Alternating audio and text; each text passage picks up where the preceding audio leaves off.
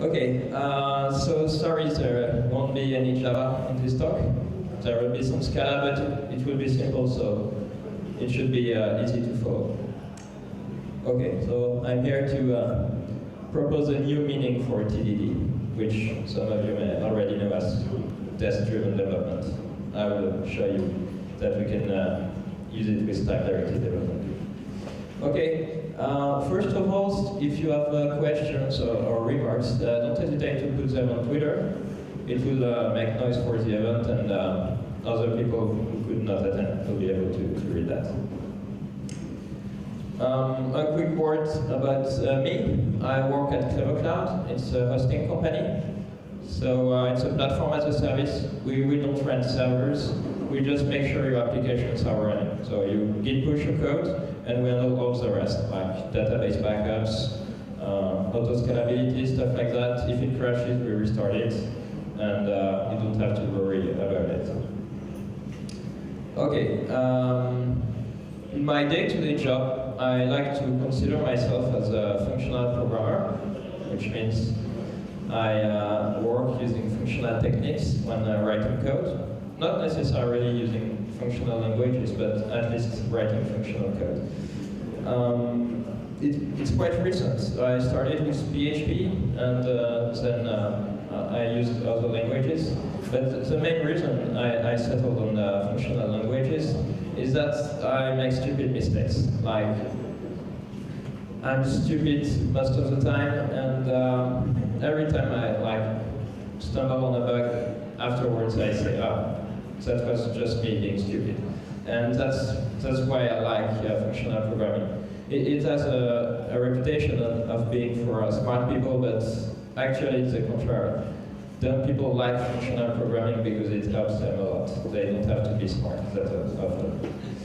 I will start with a simple example to show what we can do with types.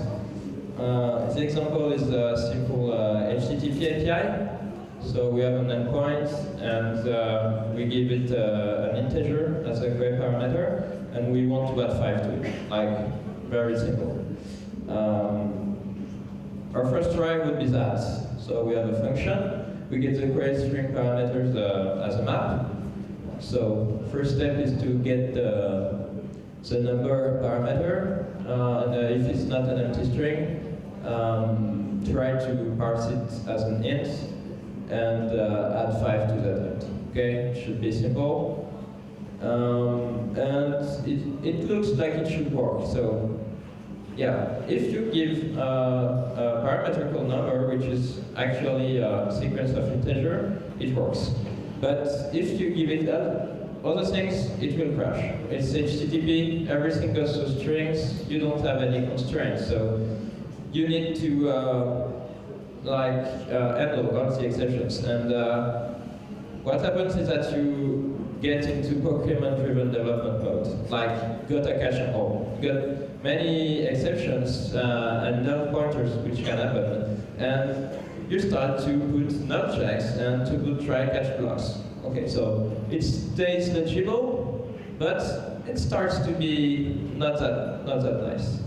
And if I want to complicate things a bit, instead of adding 5, I take 2 parameters and I add them. And the code to do that and to handle exceptions looks like that. And it's not the kind of code I like to write, because what you want is to add 2 numbers, and this is much more complicated than adding 2 numbers, and it's very easy, it's very hard to understand and to modify. The program is not correlated with the problem anymore. So let's take a step back and try to use types to solve this problem. The first issue is that I have a map, it's indexed by strings, so I can get a value with a key. Maybe. I don't have always a value. I need the key to be defined in the map. So let's rewrite. Instead of just getting the value, let's return something which is maybe a string. If the key is defined, then I get the value. If it's not defined, then I get nothing. But it's encoded in the type. Likewise, if I try to parse a string into an integer, maybe I will get a result. If the string is a sequence of integer characters, then it's parsable as an integer, and if it's not too big. If it's other things, like lots of strings available, then I don't get anything. So I can rewrite my function as returning maybe int. And if you're following Java 8, you will know this pattern. It's called optional. It's just very general. I have an option of something, and either I don't get anything or I get some of some value, and it works for every time. So square brackets mean generics, like pointy brackets in Java. So we have a parse int, taking a string and returning an option of int, and we have a get method on our map, which takes a key and returns an option of value. So we can combine these two functions. We have a map of string and an index, and it will return an option of it. If the key is defined, then I will try to get an int from that, and work that. I start by getting an option of string when trying to get the value from the map. I will give the function transforming a string into an option of int to parse int, and then I end up with an int. We are chaining computations, and it's sequential. If one fails, the whole computation fails. So our original code is not this. I try to get my two ints, and I add them. And if one of them is not defined, I replace it with 0. So this code is much more small, of course, and it's easier to see. Like, if the int is not defined, I know it's easy to see that I provide 0 as a default value, and I can change that. So, compared to that, I hope you will agree it's better. And with code like that, it's code we call it correct by construction, or obviously correct. Because it's impossible to write code that doesn't make sense. As soon as you're able to encode your constraints directly in the type, then if you write code that doesn't make sense, it just doesn't compile. You don't have to run it to figure out why it works. Of course, when doing that, or trying to root out issues from our programs, especially the Java community, the common approach is to use tests. And I'm not saying you should replace all your tests by types. It's not what I'm saying. What I'm saying is that you should not only use tests, and for a simple reason. Tests prove the presence of bug, not their absence. You don't have exhaustivity when you write tests. You just have to think about specific cases, and you get guarantees for these specific cases and nothing else. For instance, if you get a function from int to int, the number of cases you have to try is this big number, and it's only if your code is deterministic. Like, if your function depends on side effects or outside state, then calling twice the function with the same value won't necessarily yield the same result. And if you're on a 64-bit architecture, it's even more. And the function from string to string, it's basically infinity. It's constrained by the size of the memory on your machine, but basically you can't prevent everything with tests, because it's like a constructive approach. What types give you is exhaustivity. Types give you this property holds for every input possible. It's proven mathematically. It's actually a correspondence between types and logical properties. And the corollary is that a proof is equivalent to a program. Like, you get your type, it's equivalent to a property, and if you write code that compiles, it's exactly the same thing as writing a proof that your property holds. Of course, it's used like in theorem provers like Agda or Coq or Idris, stuff like that. But we can't formally prove our day-to-day code. It's useful in certain areas, but not every day. But you still get the same structure in your proof and in your program. You're not forced to formally prove everything, but you have a very good idea of what a formal proof would be. And the very good idea is that it's just your code. The program has the same structure as the proof, so it's very easy to understand why it works or why it doesn't. Of course, if we want to prove stuff, we need to be able to express interesting things in our type systems. So if you can't prove anything, then it's not very useful. And in high-level languages, a very, very nice thing is to have control structures which are typed. For instance, in Scala or in Haskell, if or for blocks, they are typed. So you have to do stuff that makes sense inside of it. And we're able to type them because everything is an expression. If block is an expression, so we're able to let the type system check what's happening inside it. For instance, if we have an if block, then the if itself is an expression, it yields a value, and the branches have to be homogeneous. If they're not, there you have a typing error.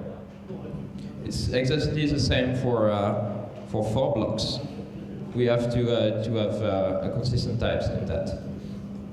So putting everything in an expression, it's like a hallmark of functional programming. But it's interesting because you're able to let the type checker decide what you're doing inside your control expressions. Then you're able to have your type system check your control flow, which is usually a hard thing to do in Java or C, for instance.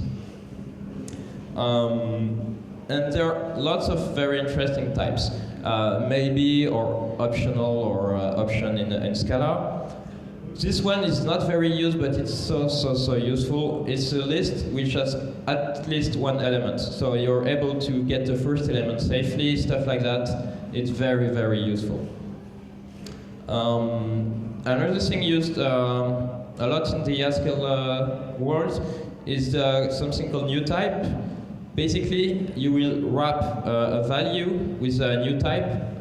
For instance, you represent email addresses with a string, but you wrap it with a new type called email address.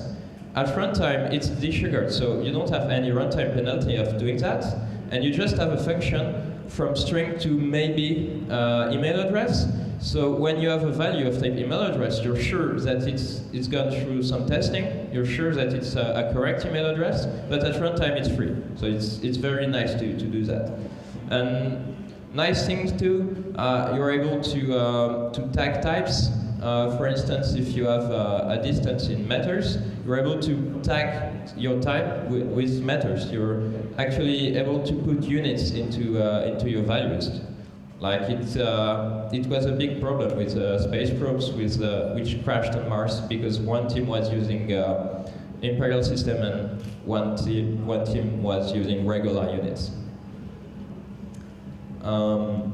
So, simple example in Scala, I'm able to say if it's a length in meter or in miles, and the type system will actually check that we're not mixing miles and meters, which is very, very nice. And also, it's more recent. I've been doing a lot of work in Rust lately. Rust is a very low-level language where the type system is able to perform static analysis of your memory management. You don't have a garbage collector. All the memory is handled for you by the compiler in a static fashion. So it's very performant. You have deterministic memory use, but you're not doing your free and your mallocs yourself. And it's done within the type system. So you're able to check lots of very interesting properties with the type system. But these are nice tools, but the single most important tool in your type system is something called parametricity, which you may know since we're at JavaDay as generics. It's the most important feature in your type system. If a language with static types doesn't have generics, then it's not that useful a language. And parametricity or generics is usually sold as a means of not repeating yourself, but if you think about it in terms of type system, it's much more than that. The key idea of parametricity is that ignorance is bliss.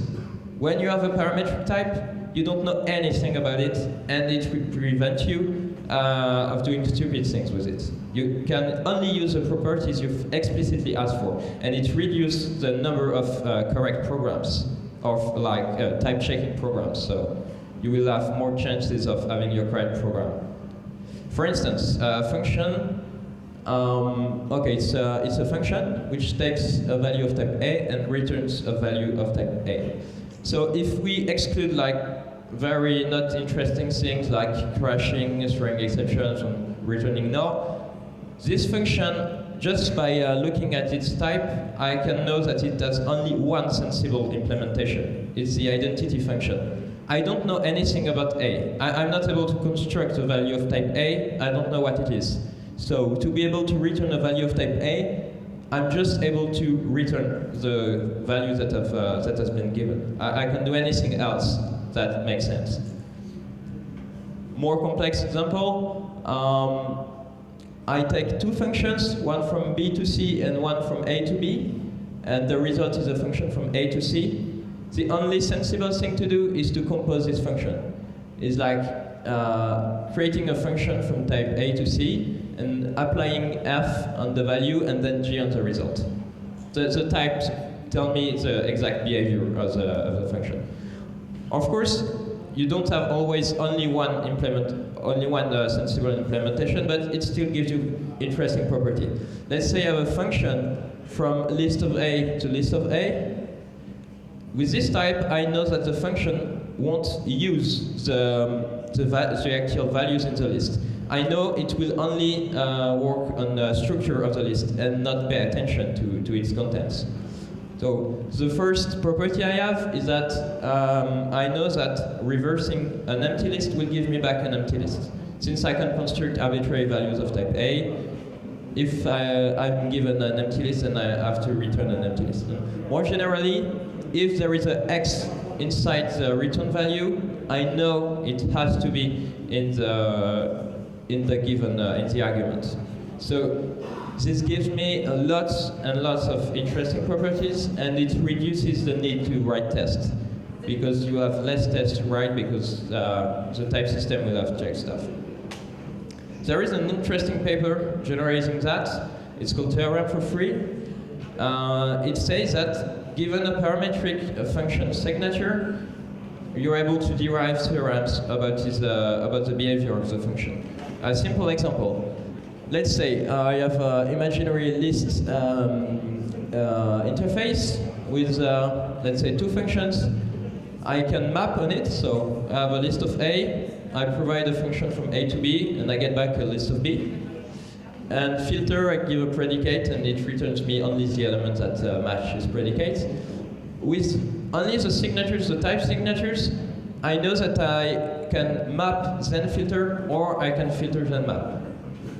I know that it's the same result in each case, just by looking at the type. I don't have to look at the implementation, just the type gives me this. Of course, this theorem for free, they rely on some discipline, like in Scala or in Java or even Haskell. You can do things that break these properties. And the first thing to get rid of is nulls. I'm sure you already know that they have been called the billion-dollar mistake by their inventor. And you know they're bad because they cause null pointer exceptions. I will try to show you a different reasoning to show you why nulls are bad. Okay, I've said that types are like properties, and proof is like a program. So if we think about null in this way, null is a value that can inhabit any type, okay? So if we think about it in terms of proofs and properties, null can prove any property. And if you have a logic system in which every property you can prove it, then your logic is inconsistent and it's useless. So if you use null, then you're breaking all the logic encoded in your types. So don't use them, especially since you have optional in Java 8. Another thing is that you can't use reflection if you want to rely on parametric polymorphism. Reflection breaks the ignorance provided by parametricity. Okay, let's say we have a function from x of value a to string. If we think properly in terms of parametricity, this function should return a constant string for any given input. Since we don't know anything about a, we're not able to use it, and we should just ignore it and return a constant string. Of course, if you're using reflection, then you're able to inspect the value, and then you're breaking parametricity. Another thing is that methods defined on the top object, they break parametricity because we can call them on any type. So the same function, then I can call toString or equals or whatever. So I'm not returning a constant string anymore. And like a more controversial view is that exceptions, it's exactly the same thing as null. You can throw an exception anywhere, so you can have values inhabiting any types, and it's the same. So try not to use exceptions. It's hard in Java, but in other languages it's quite easy to do. And the last one is don't use side effects. Okay, let's say I will take my function from a to string, and I will perform various side effects, like launching ballistic missiles and reading environment.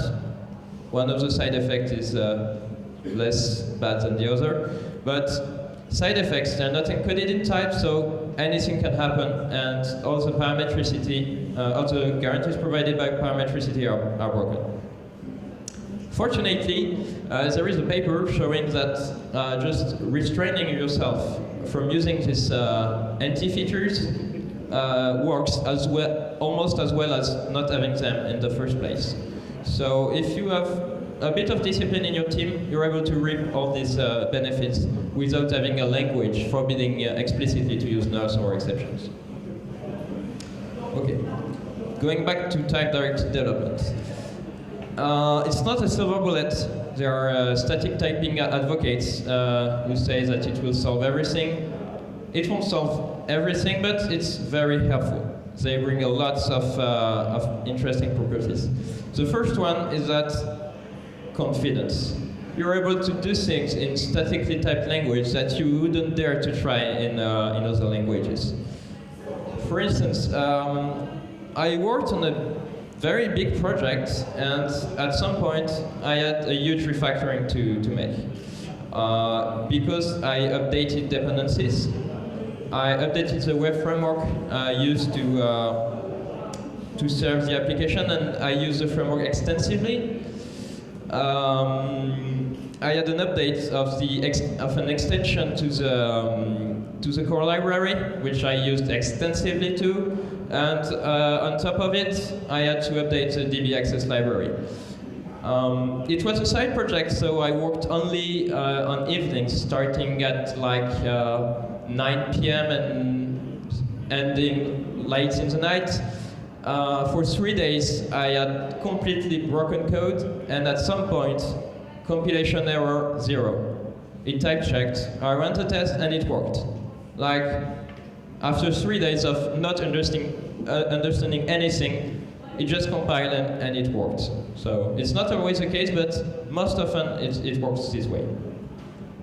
And it also allows you to have modular thinking. Since properties are enforced at the boundaries between your modules and functions, you're able to think about what's happening in a function without having to think about what's happening outside. And you just have like 10 lines of code in your head, and the rest you can forget it. And it's very comfortable. You don't have to maintain a huge pile of code in your head and run it in your head. But we always talk about safety when you're talking about types, but it's not even the most important thing. You can use types to lay out your algorithm to guide your development process. Just as TDD. TDD is great for avoiding errors, but it's great to help you actually write code. It's the same for types. I have a simple example called call-driven development. Okay, the function compose from a few slides earlier. Let's say we don't have any idea of how to write it. So let's purposefully make a compilation error. The body of the function, I will put something which has a different type, and I just have to read the compiler errors to just know what to do. I know I have to provide a body of type A to C, so I will put a function which takes an argument of type A and returns something. I know that the something has to be of type C. Okay? How can I provide a value of type C? By calling G on something of type B, and so on and so on. And I get my function. It's very mechanical. I didn't have to think. I just had to read the compiler errors and just act accordingly. You can do the same for more complicated examples. This is a map, and I will split if it's an empty list or not, and I will go quickly, but it's the same reasoning. And it's arguably more complicated code, but it works the same way. So I'm able to write a map function just following the types. And actually we end up having with, this red-green refactor cycle in test-driven development. It's exactly the same with type-driven development. Instead of having the red in your test, you have it one level upper in your types. And it's very nice because types are very useful to try things out and to iterate quickly. In fact, that's good because types, they make communication easy. Types are very simple language, not as complex as the actual implementation. So if you're able to use types to provide meaning, then your language to talk about properties is much simpler. Of course, it's useful to communicate with machines. Type checking is a first example of types being a language to communicate with machines. But of course, tooling too, especially in the Java world, with IDE, they rely extensively on types to help you write your code. And since there are different syntaxes to express types, let me introduce you arguably the best syntax for types, which is the types in Haskell. Don't worry, it will be very simple. It's not that complicated. First of all, if it's a lowercase letter, it's a generic type, so you don't have to explicitly say it's generic. This is a function from A to A, so it's identity, let's say. Concrete types have a uppercase letter. And if you have like this thing, is actually the same as a function of two arguments. You can see it as a function taking an A and a B and returning an A. So basically the same thing, but this thing is more generic and it gives you more flexibility. But you can read it as just a function of two arguments. And basically it works like that. You just give arguments one by one. Okay. And the last thing is something called type classes. It's very nice. Basically, we're able to declare that we're expecting a property on the type without using subtyping. So we still get parametricity, but we can add properties one by one. This one says, I just want to be able to compare values of type A. So just by looking at the types, we know that it's basically the signature of the sort function. I'm transforming a list, and the only property I need about the values in the list is that I can compare them. So basically, I'm supposed to to sort the list. So with this kind of expressiveness in the type system, the types, they are not just there to say I'm laying out bytes in this order in memory. you're using types to express intent, which is much more interesting than just saying, oh, it's an int or stuff like that. And a prime example of that is a tool called Google, which is a documentation search engine for Haskell. And it relies on the types, you will see. Okay, let's say I want a function which removes duplicates from a list. What could be its signature? It's a list of A to a list of A, and the only thing I want to know about A is that I can test A for equality. So the type is that. I just know how to test values of type A for equality, and then let's just ask Google to find me the function who does that.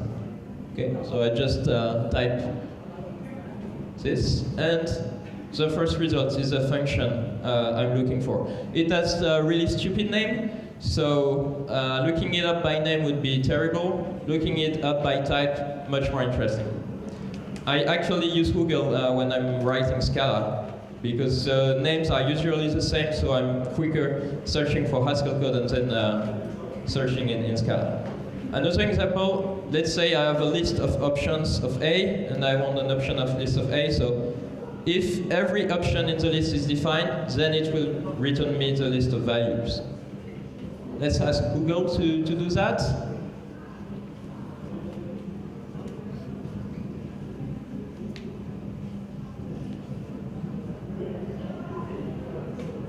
And Google is actually smarter than me, because it returned me a function with an even more generic type signature, sequence, and the best version is this one there. It's not even relying on lists, it's just relying on two abstract properties. But okay, types are good for communicating with machines, but that's not even what matters most to me. As programmers, we work in teams and we are communicating with humans. And types are very, very good to communicate with humans, because they are so simple and so abstract and terse that you're able to communicate quickly with your team without having them reading the full implementation to understand what's going on. And I write a lot of JavaScript, and I use types to communicate with my partners and to understand stuff in my head. It's not checked by a compiler, but it's useful all the same. Okay. After all this optimism, sorry to break this, but types, they can't always prove everything. Languages are Turing complete and stuff like that, so the space of correct programs is bigger than the space of type checking programs, and there are stuff that you can encode in the types, so it's like there is an overlap between correct programs and type checking programs, but one is not included in the other. But that's not a problem, because types help us all the same. Okay, let's go back to our reverse function. How many types do I have to write to specify the correct behavior of this function? How many tests would you write for that? I guess? 1. Actually 2, but close. The most important is that I'm not providing the test cases myself. I'm asking my test framework to provide me with some values, and then I check properties. So I just need to have 2 lists, and I will check that reversing the concatenation of these 2 lists is the same as reversing then concatenating. And I need a second test to check that reversing a list keeps the same length, because this test will pass with a reverse function just returning an empty list. But I need only 2 tests, because all the heavy work is done by types. And this kind of testing is very good, because you keep the property-based reasoning provided by types. You don't have to reason on specific cases. And it's very good for edge cases, because when I forget to treat an edge case in my algorithm, it's very likely that I won't think about it when writing tests. So having the test framework doing that for me is very interesting.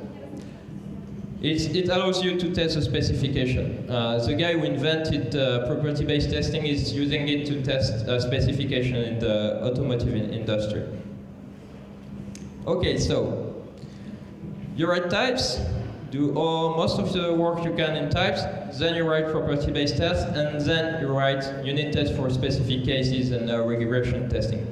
So I propose this slightly different testing pyramid with types at the bottom, property-based tests, and then unit tests. So in practice, what you do is that you start by laying out the function types. So you're not writing implementation, you're just writing the types of your function.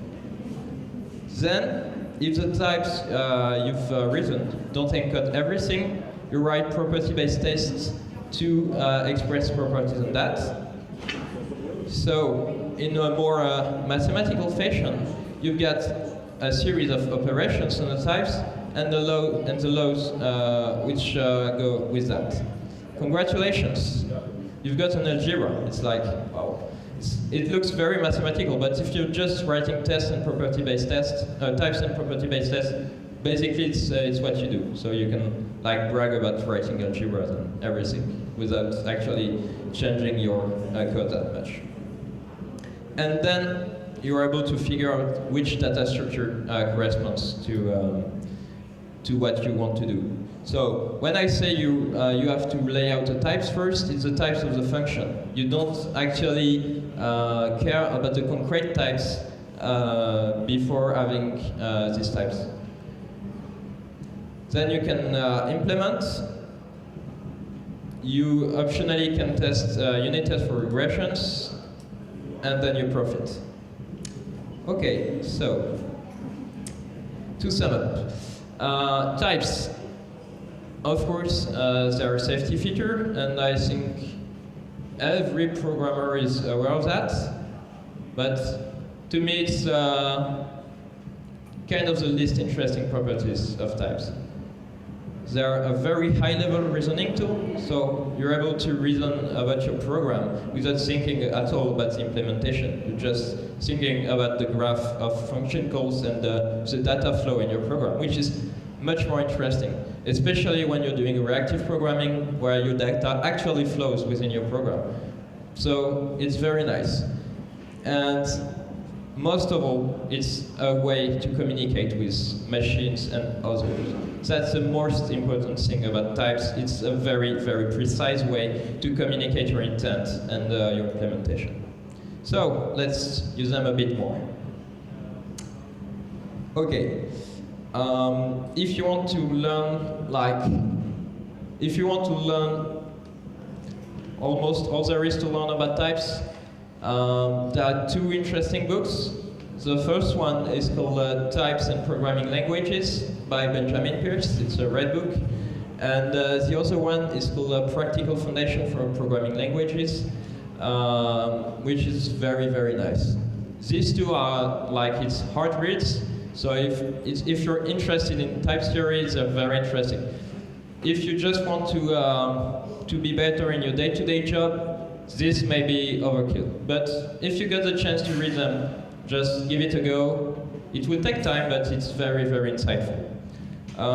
For more day-to-day stuff, there is a very, very good book called Functional Programming in Scala. It's a red book.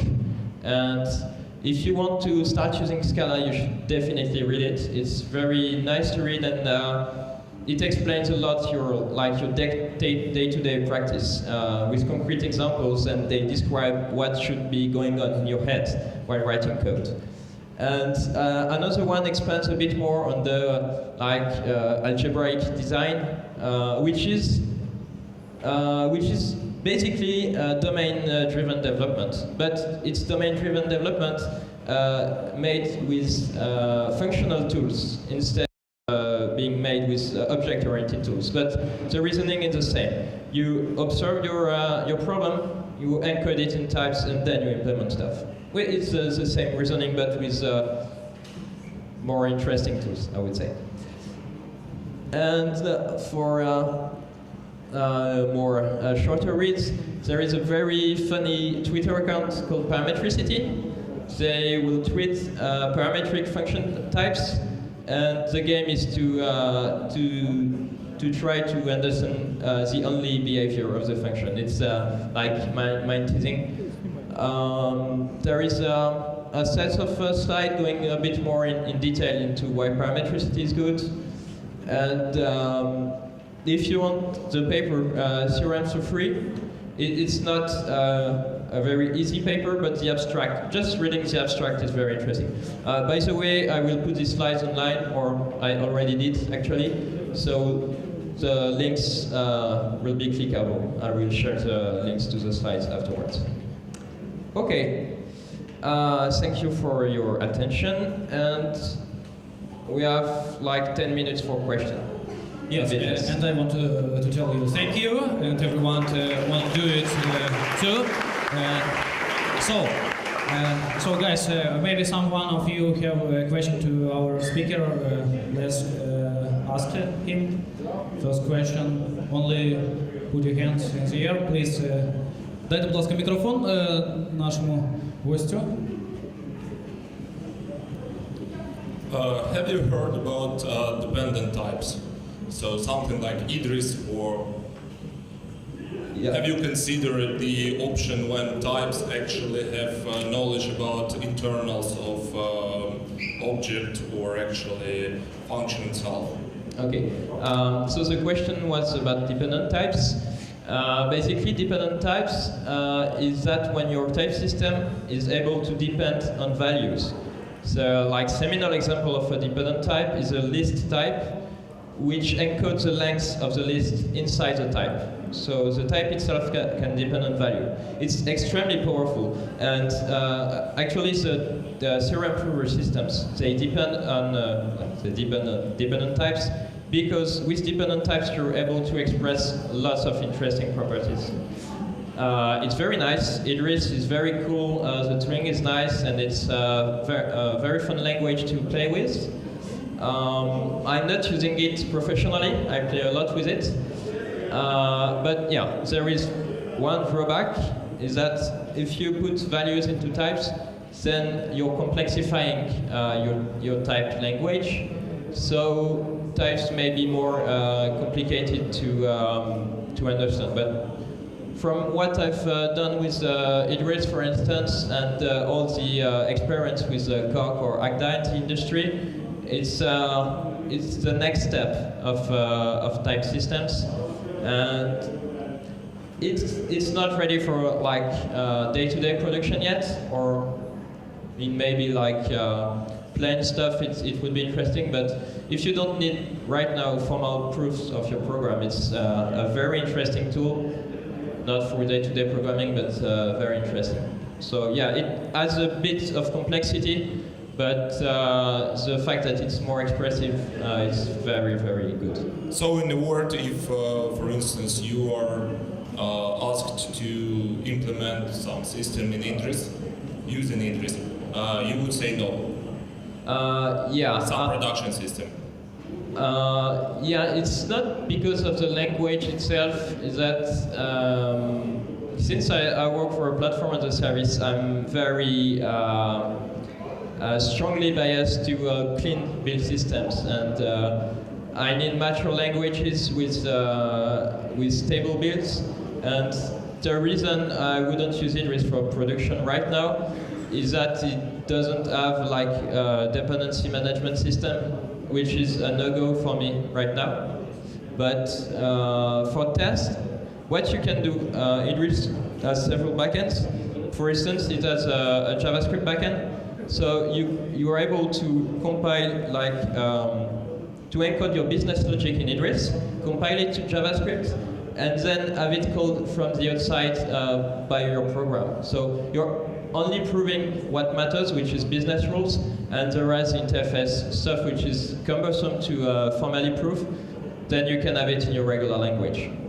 But yeah, Idris is not for production right now. Play with it, it's very interesting and mind-opening, But I don't think it would be a good idea to use it in production.